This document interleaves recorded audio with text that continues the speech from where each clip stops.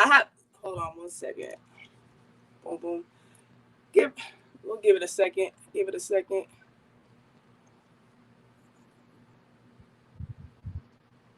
All right. What up, everybody? Welcome back to Eagles Performance. This is Coach Ernie Williams and a special guest here, Tk LaFleur. She is an expert mental performance coach. She's going to help me get my mental right so I can play ball again. Now, we're not going to go that far. But today, we're doing a four-part, 4-week series on mental performance. This week, we are talking about confidence. That's today's topic. Mostly in youth athletics, but these techniques and these things that we talked about will help older athletes, any type of athlete. We're going to talk about things that coaches or parents can start to look at and maybe notice different tendencies in athletes if they're having low confidence or their confidence goes up and down. We're going to give some athletes some different techniques to keep that confidence boosted up and keep their mental free so we can perform. TK, welcome to the show. What up? Thank you. I appreciate you, having me on here for this. Super excited. You're welcome. Thanks for jumping on and doing this. I'm excited for the next 4 weeks, the next 3 sessions we have. It's going to be great. It's going to be really great. Nobody, I don't think, is really talking about these things and bringing this to the forefront for our young athletes. So I'm glad and proud to bring you onto the show. First, let's get a little background about yourself. Right. Let's learn who Coach TK is. All right. Bring us into your world. So let's see. I have been playing ball since the day before forever. Yep. It's what I did. It's who I identified as for a very long time, which is a mistake. But athletes will get into that a little bit later in another episode. But it did allow me to go on a full ride scholarship to play. I originally went to Nebraska, University of Nebraska-Lincoln out of high school, and then I transferred to TCU, and that's where I finished up and played. Both places were great. Had a lot of success in college. I was newcomer of the year. And nice. When I went to TCU, newcomer of the year, we won the conference championship. I went to 3 NCAA tournaments, 1 WNIT tournament. So a lot of success in college for sure. Then I went on to play pro. I played for a year in Poland. Uh-huh. And then I also played for 5 years in the States in the WBCBL out in Louisiana. And that was a great experience for me. That's actually what propelled me to get to Poland, to get some tryouts in Germany, all of that good stuff. So, yeah, I mean, I just was really successful. I got a lot of accolades coming out of high school, accolades in college, accolades at the pro level. I mean, all district, all conference, all state, all this jazz. Like, there's a lot of stuff. And a lot of that is attributed to the coaches and the trainers and the people, family especially, that were in my life that really just pushed me and propelled me and put me in positions to be successful on the court. Right. Awesome. And so you came out in 2005, right? We were the same year. Hey, now listen, I did not come out. Yeah, I came out. So we played against each other in college. Rewind. No, that's not it. Yeah, that's when I came out. 05. Oh man. So played pro. Yep. Went to college, and then bring us back to. So let's talk about your experience in college and maybe pro. Can you talk a little bit about just some adversities you went through? Maybe because of the level you were changing into, or did you have to add some skills, or were there some mental barriers there when you had to make those changes? Yeah, absolutely. So going from high school to college, it's bigger, faster, stronger, right? Everyone is either at your talent skill level or higher. Yeah. And there's a lot more teams that have players that are 6 feet and taller. And so that makes a difference when you get to the rim. You got to shoot a floater instead of just shooting your traditional layup. Like it all matters. But the other big thing is that something that I really had to learn, is there like a feedback, or is that just me? Yeah, do you hear that? I hear that too. Okay. I didn't know if it was just me or what. I don't know what to do with that. Let's see. No, that's all right. I don't hear it as much anymore. I kind of just moved my computer a little bit, so maybe that helped. Nope, that didn't help, but that's okay. I don't have any headphones or anything, so but I'll keep going. But the biggest thing really going from high school to college is I went from being a big fish to a small fish.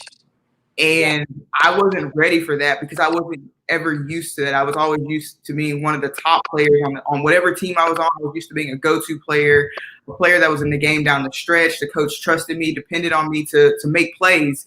And then when you get to college, it's not always like that, depending on where you go, depending on your skill level, your talent level, what your drive is, all of that stuff. So that was a big adjustment for me.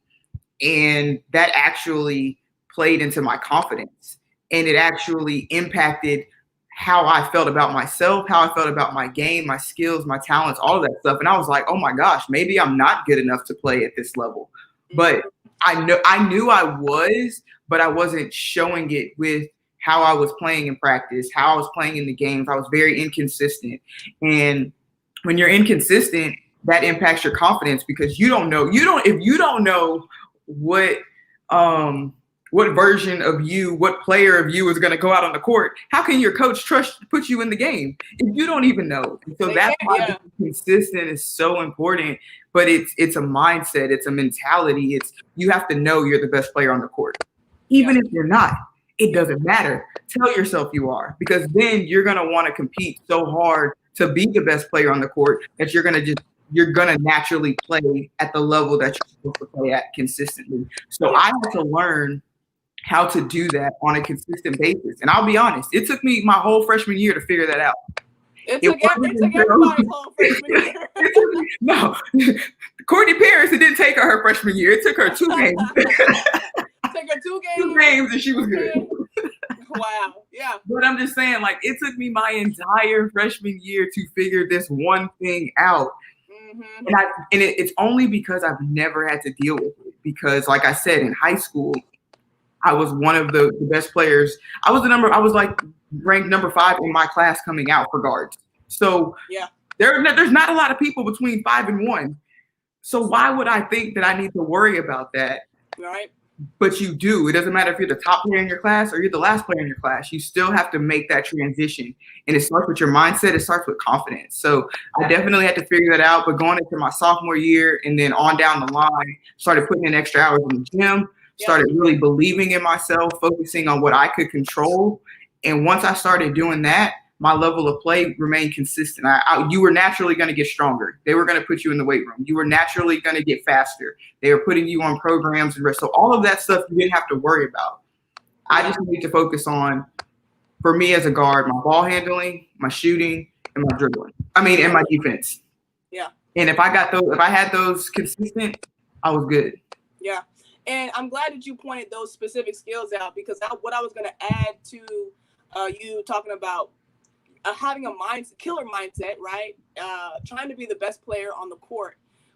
In addition to that, knowing what you do the best. Like, what is your purpose on any team that you can get on any game that you play? Pick up it doesn't matter who you play with. What are the things that you do naturally? What are your things that you do? And you just listed yours off, right? You just listed yours off. So you understood, okay, I got to put that work in. I got to do those things that I know I can rock at. I know I'm the best on this team for. And then in my mind, believe that I'm the best at that. It's a mentality. Confidence is a mentality. Confidence is, it's not necessarily you have it or you don't. Either you believe it in your mind or you don't believe it in your mind. That's it. And it's what you tell yourself every day. What are you thinking about every day? What do you focus on every day? Controlling those controllables. Do you say, confidence truly is, it's a choice. And you own your confidence, right? No one can take it from you, but you can most definitely give it away. It's sort of like your peace and your joy. You have to protect it. If you don't protect it, who else will? Because nobody is going to care as much about your peace, your joy, your confidence as you will. And it's not their job to. It's not your coach's job to instill confidence in you. It's not their job. It's your job to protect that and to go into every game, every practice, pick up. It doesn't matter. It doesn't matter if you're playing horse. Go in, top-notch confidence. Hands down, period, the end. Yeah. And I think, too, if you're just, like you said earlier, just if you're just trying to compete on the highest level of you, that a lot of things, if you just try to do a lot of things like compete all the time, give your best, confidence naturally rises. If you put the work in, if you do what you're supposed to do in the weight room with the programs that our colleges give us, your confidence will naturally rise. But there's a consistency and a patience that you have to have with all the work that we do, the film, the extra shots. Right, everything. It's just it's you got to be patient, but it's a consistency, and once you're consistent, man, that confidence will show up at the right time. It will. No lie. It'll light you up. No lie. So here's a story for you. I told you guys I transferred from Nebraska to TCU my junior year. So I had, for NCAA rules, if you transfer and you're not granted a waiver, you have to sit out a year. So in my sit out year, it's called a redshirt year. In my redshirt year, I knew I had a 0% chance of getting in any game, but I had to show up to practice every day. And my role, my junior year, my redshirt year, was to make sure that whoever I was guarding or whoever was guarding me was getting the most preparation for those games, because I knew that they had to be ready for the game. So even if you have to sit out, even if you're injured, it doesn't matter. My confidence and my mentality was I still have to be on top of my game to make my teammate better. And so when I wasn't in practice and they were traveling, had games, whatever, I was in the gym. I was shooting. I would shoot so many shots on the shooting gun, so many threes, and work on my pull-up game, work on my free throws. That was just one area that I just knew, like, with the coach that I had at TCU, he wanted us to shoot a lot of threes. So I knew I needed to be ready to knock down some threes. For an entire year, I worked out knowing I had a 0% chance of getting in any game. All I could do was cheer from the sidelines, right? So let me tell you what happened. The next season, first game back in over a year, because remember, I sat out from March of the previous season, because that's when we got knocked out of NCAAs. From March of the previous season all the way until November of a season later. So that's like a year and a half of no true game experience. First game back after like a year and a half of sitting out. We played Maryland. Okay, so for people who don't know about Maryland, at that time frame, they were, I want to say, 2 years removed from their national championship. Christy Tolliver is on the team. Marissa Coleman was on their team. Lynetta Kaiser was a freshman. All three of them were All-American. Well, Lynetta Kaiser went on to be an All-American. And then we had Christy Tolliver and Marissa Coleman, who were All-Americans, along with a few others who, were first, second team All-ACC. They're the number 3 team in the country. My first game back. Guess what happened? We beat them by double digits, and I had 28 points. And I went I think I went 6 for 10 from the 3-point line. Dang.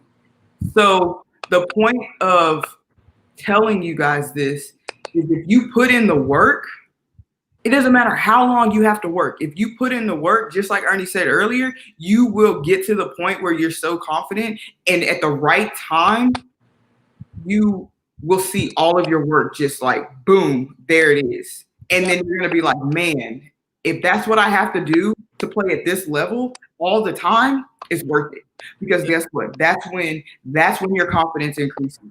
That's when, for those in high school looking to get a scholarship, that's when the looks start coming from the college coaches.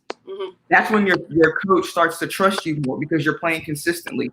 That's when all your teammates are leaning on you. That's when it doesn't necessarily mean that you're going to become the leader of the team, but you're putting yourself in position to be the leader of the team because you know what it takes. You know what it took to get you to that level. So that confidence that you're instilling in yourself by preparing, all the hours you spend in the gym working extra, that's adding confidence to you. You should walk in the gym and just know, hey, I shoot threes. I make threes. That's what I do. No questions asked. You can't stop me on the 3-point line. That's how you walk in the gym as a 3-point shooter. It don't matter where they put you, in the left corner, in the right corner, top of the key, left wing. It doesn't matter. If you're a 3-point shooter, that's the mentality you have. But that's confidence.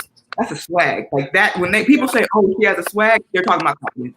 They're talking about a really, really off the chart level of confidence. That's all swag is. It's not what shoes you're wearing. It's not how you wear your uniform, blah, blah, blah. None of that. No. Swag is confidence. So if you want major confidence, put in the work. Put in the work. And it'll show up. It'll show up in any game. It'll show up in crunch time. You'll be ready for crunch time. You'll be ready for those late game free throws. I've made game-winning free throws. Didn't even know they were the game-winning free throws because there was still so much time left on the clock. Got you. But we were playing A&M. They're ranked. The next year, they went on to win the national championship. So we basically were playing the national championship team. Yeah. Made free throws with like 40 seconds left in the game. Those were the game-winning free throws. Mm-hmm. Had no idea. But I stepped to the line with confidence because I knew I could knock down my free throws. Crunch time or not. But that's confidence. That's swag. That's how you carry yourself. That's how you think about yourself. That's how you talk to yourself. What are you telling yourself? Exactly. What are you saying to yourself every day? Positivity. Yep. I talk about a lot about that with my kids that I train, and more specifically in the situation of free throws. After we do a drill, we got to make 2 or 3 in a row. I don't do just make one and go sit down unless we crunch for time, but I make them in a row. Mm-hmm. And so I teach them to, kind of figure out what makes them tick or what puts the positivity into their heads. I try to get them to talk positively into themselves. They don't have to talk to me because it'll make them feel weird. But, when I see them, let's say, for example, miss 3 or 4 in a row, I'm like, okay, so how are you talking to yourself? Mm-hmm. What are you saying to yourself? Are you cussing yourself out? Are you cussing yourself out in your head? And they'll be like, yeah, kind of. Don't do that, right? Right. Change their frame of their mind. I tell them, step off the line. Make the referee wait on you, type of stuff. That's how I had to get my breath in. How many times have we actually seen a violation on a free throw?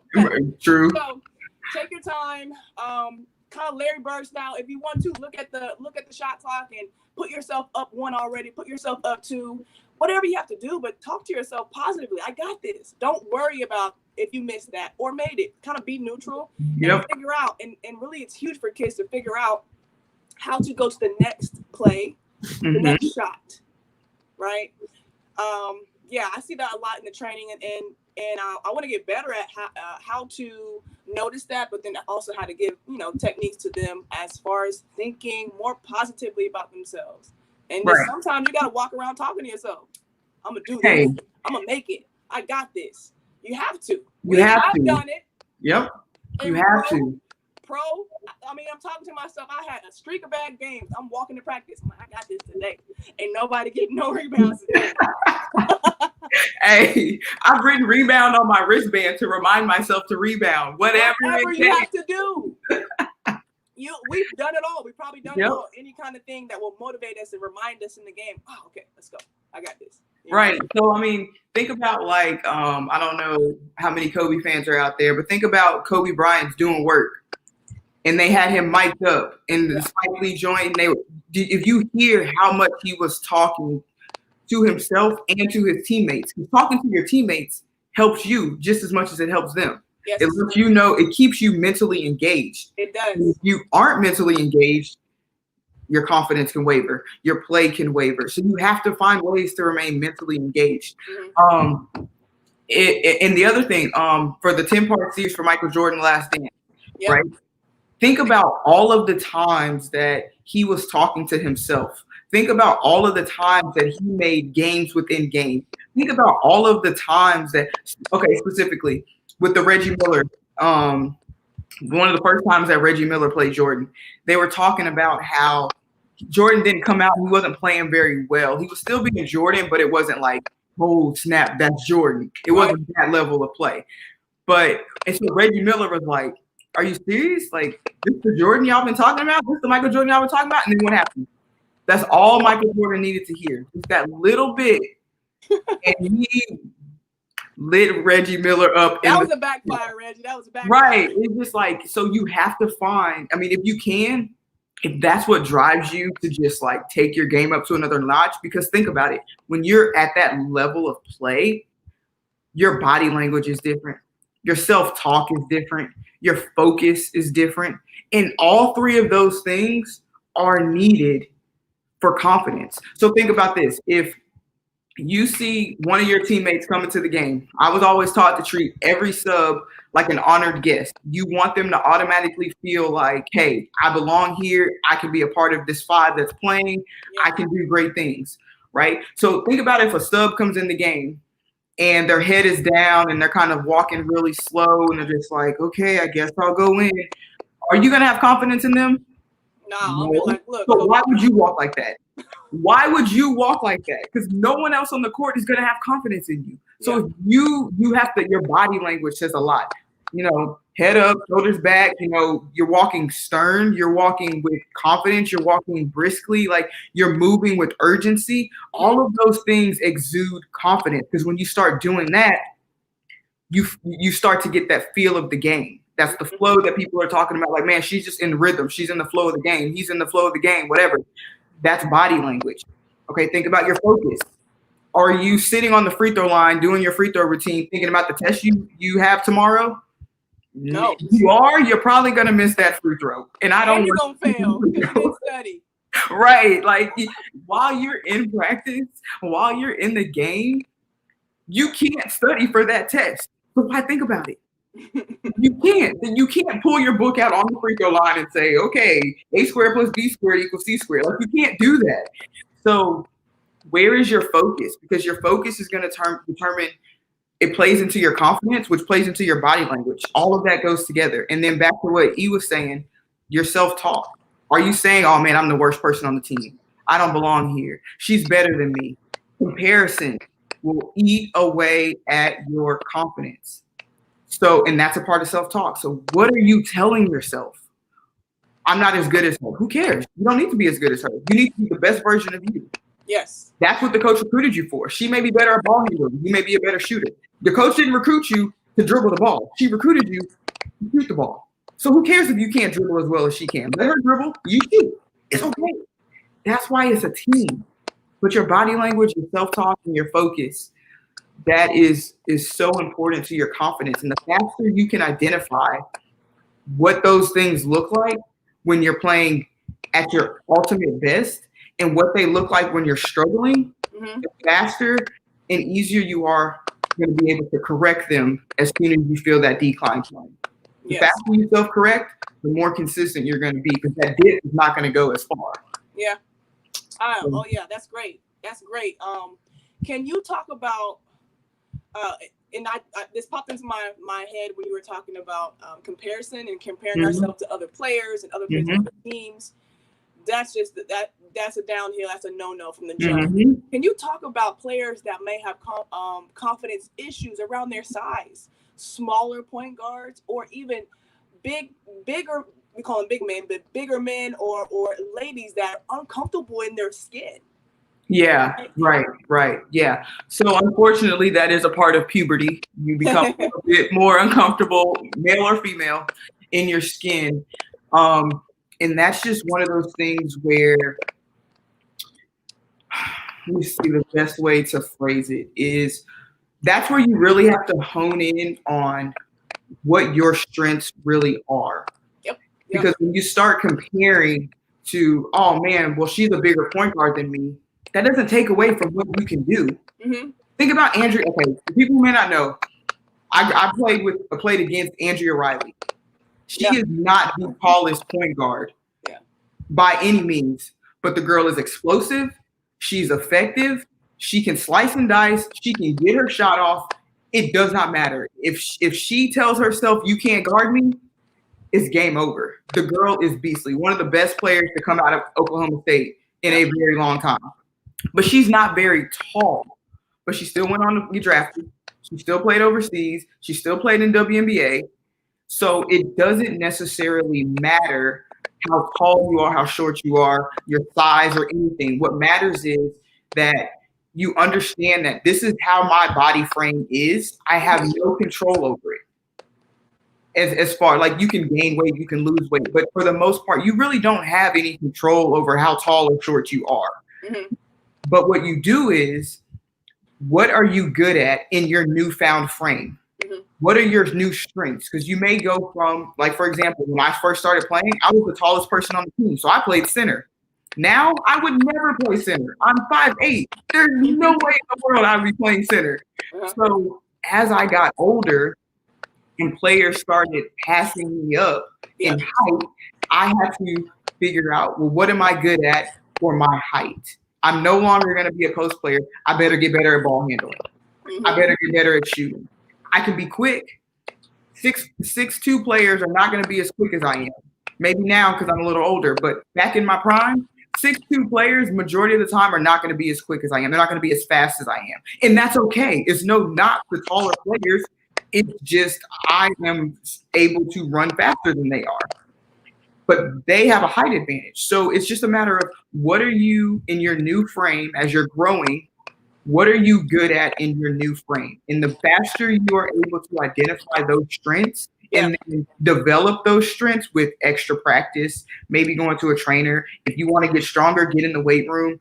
If you want your conditioning to get better, get on a bike, go run, swim laps. Do some agility drills if you want to get quick. Once you identify those things that you can be good at in your new frame, or already are good at in your new frame, practice those nonstop. Get as good as you can possibly get, because your weakness will never be as good as your strongest strength, if that makes sense. So if I'm not really strong with my left hand, I can get better at my left hand, but my left hand will never, ever be as strong as me shooting a three. It never will. I can still go left, but I'm a much better three-point shooter than I am going left, and that's okay. So you have to identify, what are you good at as you're growing into your frame, into your skin, into your weight, into your muscles, whatever. All of that is going to change. What are you good at? Practice it over and over and over. Your confidence is going to shoot through the roof, and then nobody's going to be able to stop you. Nobody's going to stop you. It's the work, man. It's the work. It's the work. I loved it. Coach, real quick, let's see if I can pop you in and out of the stream. So okay. Get that TikToking thing off. Let's see how I can do it. Remove. Kick from studio. I don't want to kick you. All right, let's bring her back. All right, I brought you back. Let's see. I don't know what that would be, but let's see if it is that any better? I don't hear it right now. Yeah, I hear it on my side. Okay. Oh well. We'll get it figured out for next time for sure. Sorry, guys. We'll figure it out. All right, so that was pretty good. That was awesome. All that. I agree with everything you said, man. Just as a player and as a coach as well, seeing it in other kids that I've trained and watching other trainers in their organizations as well. Let's see. Where can we go next? We've been kind of talking about techniques for the players. Mm-hmm. Any words for parents specifically when they see their kid or their child maybe struggling with confidence? Mm-hmm. What should they do? Should they kind of jump in mama bear style, or let them figure it out type of style? Where should we go? What can we do? That is very interesting. My dad and I was just talking about this the other night. I really wish that noise would stop. So it's one of those things where you have to kind of go between being tough on your kid, but also being like the safety blanket where they can like just have a conversation with you. Like, it's because think about it. If you have a bad game, if you're struggling, whatever, the athlete is already beating themselves up. The coach probably yelled at them more than normal during the game, after the game, in timeouts, at halftime, in every other minute. Their teammates may or may not have been saying things to them, or their teammates are like shunning them because they're not happy with how well they played. Yep. So all of these things are going on, and then they get in the car and you yell at them. Well, that's not helping. It doesn't help. It just makes it worse. So there's like a time and a place. So it's just a matter of saying, I know it was a rough game. Even if you wait one day, like let the emotions just die down. But it's a matter of saying, like, I know it was a rough game. What did you do right? What did you do wrong? How do you feel about the game? And then listen. Let the athlete, let your children tell you what their thoughts are, because they have thoughts, and they're probably gonna beat themselves up more than you beat them up in regards to how they feel about their play. And then remind them, like, okay, you had one bad game. Don't make it 2. Don't make it 3. Don't make it the rest of the tournament. Mm-hmm. There's a lot more to play during the season.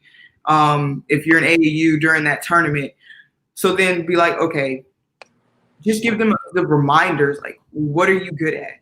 Well, I'm good at this, this, and this. Well, did you do those things in the game? Maybe I did. Maybe I didn't.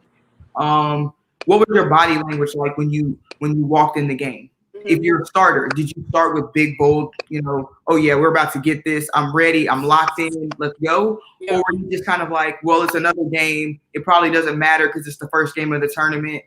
Did you have that type of body language? Did you have that type of mentality? What have you been telling yourself? Mm-hmm. When this point in the game happened, what were you telling yourself? What were you focusing on? Allow the athlete, ask them those kinds of questions, allow them to express to you what they're feeling and thinking, because those are the things that are going to chip away at their confidence. And if you just yell at them, oh my gosh, you're better than that. You should be doing this. You should be doing that. Why didn't you shoot that shot? And why didn't you catch this pass? And blah, blah, like that doesn't help. It just makes it worse. Do you ever actually get a right answer, an answer when you say why this, why that? You don't get an answer. If I knew she wasn't open, I wouldn't have passed the ball. Right. And parents, realize that what you see from the stands is not what we see on the court. Yeah. A lot of times it's obvious to you, like, why didn't you just give her the ball? Well, because dad, because mom, when I was standing on the wing, there was my defender and there was another defender in help, and this girl was playing top side, and I didn't feel confident making that wraparound pass with my left hand. Mm-hmm. So I passed it to the top of the key. Yep. I know you saw her wide open, but there's so many angles and this and that. So it's hard to really compare what the athlete sees versus what the parents see versus what the coaches see on one play. And so just allow. Now, is there a time and a place to be a little harsher and get on your child and athlete? Yes, there probably is, but it's not every time. It's not after every game. And then when they do have a good game, guess what? Have the exact same conversation. Why? Because then they're starting to piece together, and you're helping them piece together what they're thinking, what they're saying, what they're doing, what they're focusing on, what their body language says when they have an amazing game. And then what the answers look like when they don't have the best game. Mm-hmm. Now they're starting to see, like, man, if I can eliminate these over here, I can play at this level more consistently. Well, what do I need to do that? Work out extra. Get in the gym more. Yep. All of those things feed into your confidence. And Frederick Douglass said this quote, and I really like it. It says, I'm going to read it so I don't butcher it. But he says, a man is worked upon by what he works upon. Right? So a man is, or woman, a man is worked upon by what he works upon. So meaning, like, iron sharpens iron. So I'm not going to get better at 3-pointers if I never work on 3-pointers. Mm-hmm. I'm not going to get better with my ball handling if I never practice my ball handling. And so if you know areas that when you're on, and when you're off, that's probably a strength. It's not a fluke. It's not a this. It's not a, ooh, I got lucky this game. You're probably a really good 3-point shooter, free throw shooter, mid-range shooter, post player. I go to 3 because that was my thing.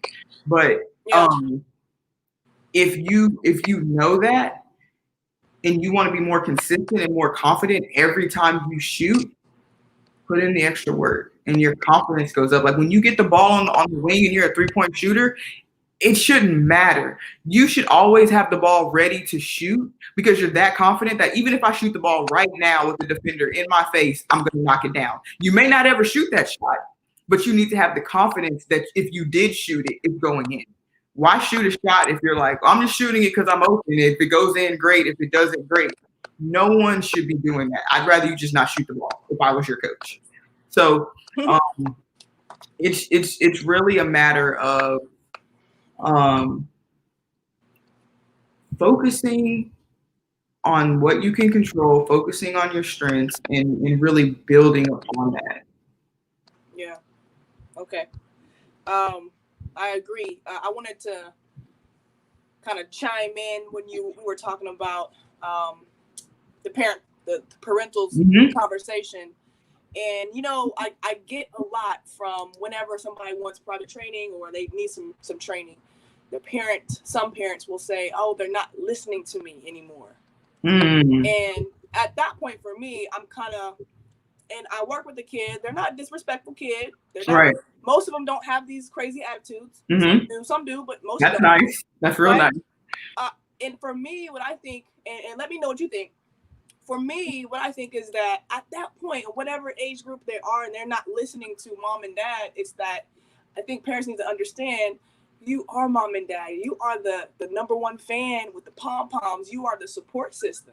You're not coach, right? And there's some coaches that are parents, and then that relationship is harder because you are both, and you have to understand when to be coach and when to just be mom and dad.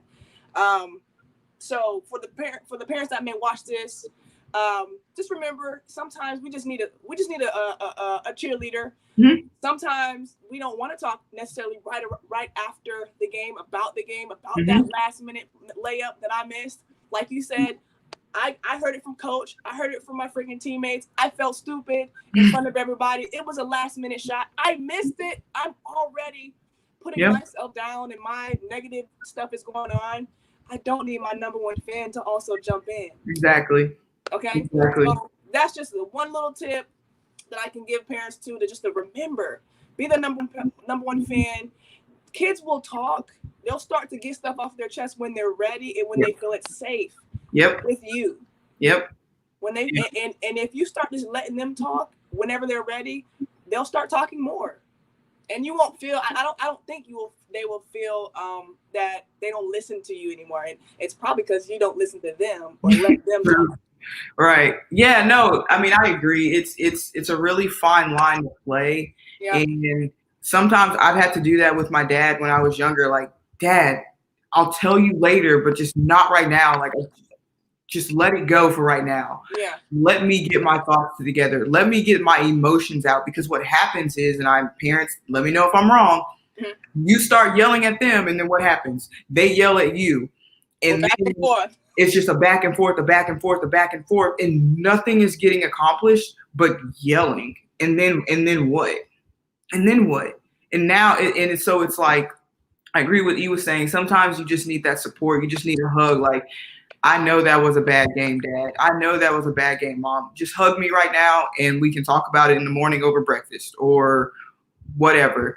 It's not like they don't want to tell you stuff. It's not like they're not listening to you. It's just there's always a right time to have those conversations. There's always a right way to go about it. And sometimes, they need a good chewing out. Hey, I've had some games, I've had some tournaments go by when I played AAU where, my dad's had me in the parking lot running suicides. I wasn't happy, but I didn't do that anymore. Whatever I did that game, I don't even remember, because I said I can't do that ever again. I ain't running after no game. It was effective, and it was just like boom. But at the same time, there were other times after games, after really tough losses, where my dad just gave me a hug, and he was just like, you played your best. You did what you had. You did what you could do.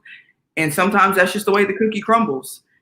And just get back in the gym and get to work. And that would be the end of that conversation. There was no yelling. There was no nothing. And so it was just a fine balance. It took us a while to get to that point in the relationship with my dad for basketball, because he was really intense. But I'm not mad at him. I don't, have any ill will, negativity, or anything towards him. But it took us a while, and it took me a while to get to that point where I could say, Dad, sometimes I just need you to be my dad. Other times, yeah, heart, do what you got to do. But that also comes with a level of maturity from the athlete. Mm-hmm. It's not easy because, you already have a slew of emotions going on and all of that. But there is a level of maturity that has to come with that athlete understanding, hey, sometimes I'm going to get chewed and sometimes I'm not. Mm-hmm. But the parent, read how your athlete, read how your child is reacting. Yeah. And that kind of gives you a good guide of which way to go. And the other thing that you mentioned was parent athlete, like if the parent is coaching the athlete's team. Yes. That can be really tough. I did not necessarily have that situation later in my high school AAU days, but I know a few teammates that did. And I think what worked for them was there were a lot of teaching moments that we probably didn't see as a team. So we may have only seen like the coach athlete relationship, but we never saw the parent daughter relationship, the car ride where the teaching moments were happening, the film sessions at home where they're watching film and be like, okay, remember in the game when I was yelling this is what I meant by it. And they're watching the film together to actually see what the coach was trying to get the athlete to understand. And those are called teaching moments. And that's where the learning happens. So it's sort of like when you discipline your child. If you discipline them, if you never teach them why they were disciplined and how to do it the correct way next time, right, they never learn. All they know is they were disciplined. So you have to have a good mix of teaching and being tough on them, being hard on them, because coaches are going to be hard on them. You don't want to baby them because when you get to college, the coach is going to yell. They don't have time to really baby you in the heat of the moment, but you still need those teaching moments because those teaching moments are the moments that a lot of people just don't see at all, but they're so important to the growth of the athlete and to the confidence of the athlete. Awesome. Yeah, I totally agree. And I did have that relationship where my mom was actually my coach growing up in rec league and in high school.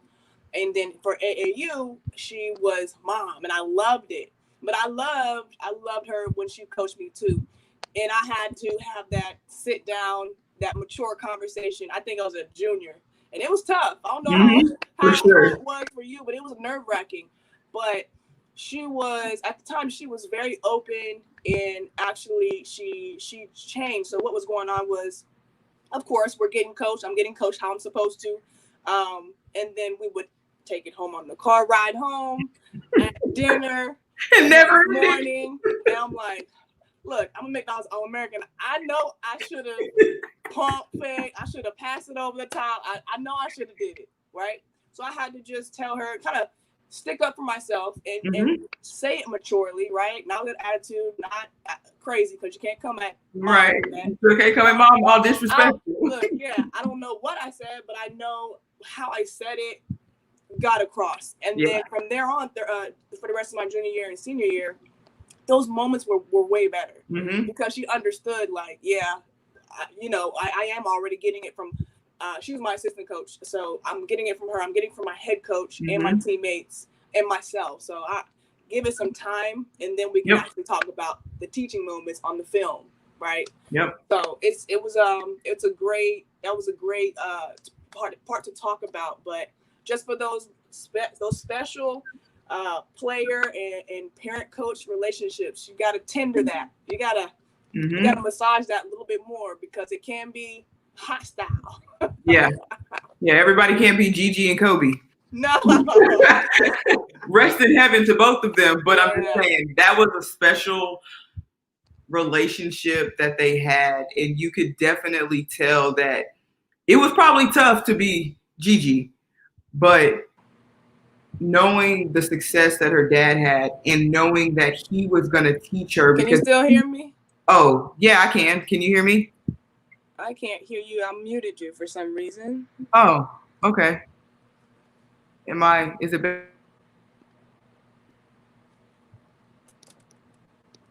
Uh-oh. Let me pop in and out. I don't know what's going on.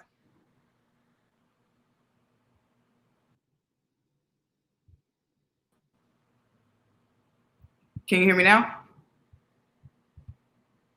No. What's going on? Oh, no.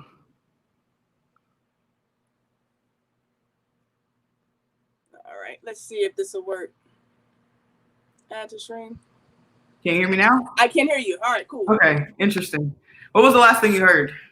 I don't know. No? Okay. I know I was talking about Kobe and Gigi, but I know that it was one of those relationships that it was probably hard to be Gigi because she's getting coached by one of the greatest to play the game of basketball.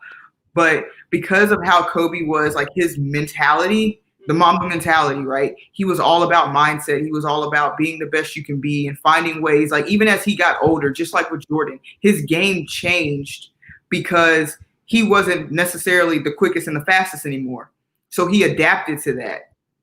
And that's a mentality thing. And he was teaching that with Gigi. So I know that there were times where their relationship probably was they were butting heads a lot. But then there were so many teaching moments that she was getting that it kind of offset and it keeps that love for the game present. It keeps that love for the game in the forefront. And once you lose love for the game, you might as well just hang it up because it's not going to be the same. I know that because for a while, I got to a point where I was like, I don't want to play basketball anymore. And I stopped playing after that because I wasn't going to be any good to anybody on my team, to my coaches, to myself. I wasn't going to do myself any justice by playing when I no longer had a passion to play. And that's okay. There's nothing wrong with that. But you have to recognize it, own up to it, and then take the next steps necessarily. But that's another topic for another day. Absolutely. But the teaching moments that are what really just make any kind of relationship better. Mm-hmm. It's not always going to be, daffodils and rainbows. We wish, but it's not. Awesome. All right, Coach. That's almost out of time for today's session. Any last words or quotes or thoughts that you didn't have a chance to elaborate on that you might just want to get out there? I do have a quote written here. I'll start with the quote and then I'll go into the last little bit that I wrote down. Okay. But it's by Henry Ford and it says, "Whether you think you can or you can't, you're right." And so that plays right into confidence. So if you think you're the best player on the team, you're right. If you think you're the worst player on the team, you're right. So be very mindful of what you tell yourself, of what you believe. Be very mindful about what you let in as far as outsiders. Don't get caught up in comparison. Don't get caught up in, well, why is she getting more playing time than me?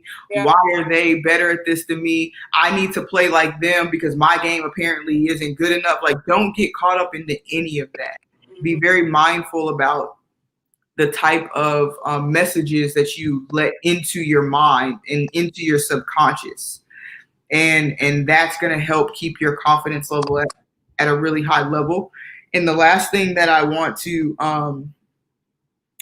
say is you can talk yourself up or you can talk yourself down. Either way, you're going to begin to believe what you say to yourself. Yeah. Right? And then also with your body language, your body language exudes confidence. So when you mentally choose to be confident, your body language follows. Mm-hmm. So it really is, confidence really is a mindset. It's a choice. It's a decision to wake up every day and say, I'm confident in my abilities, in myself. I know I can do it. Yeah. And then you go out and you do it. So that's really all that I have on confidence.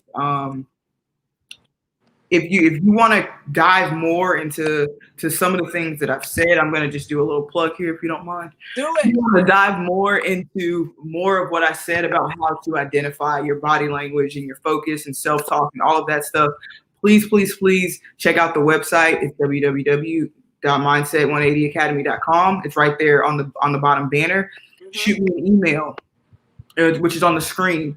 I'm always open to having these conversations. I'm wanting and open and available to work with with the athletes, with the teams. It doesn't matter. Getting you on the schedule, getting you on the calendar to start working through mental performance training, because this is an art. Just like you do skills, you do drills to gain your skills on the court.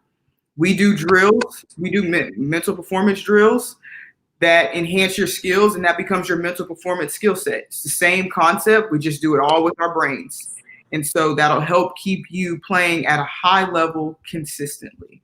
Absolutely. Absolutely. We're going to dive in more to the 180 Academy in our next session and talk more about what you offer so people can get in your deep. Yep. And we lost our host. Yep.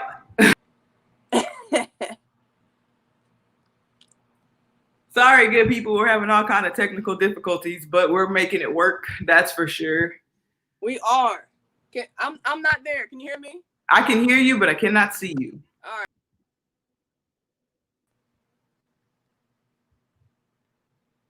What in the world?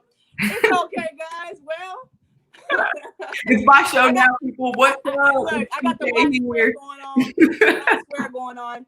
Anyway, we're going to talk more about your 180 Academy next session. We're going on Mondays at 4:30 for the next, 3 weeks? 3 weeks. And we are going to chop it up about mental performance. Okay, so like I was saying, you guys need to email her. She's going to talk more about what she can offer your teams, your individual players.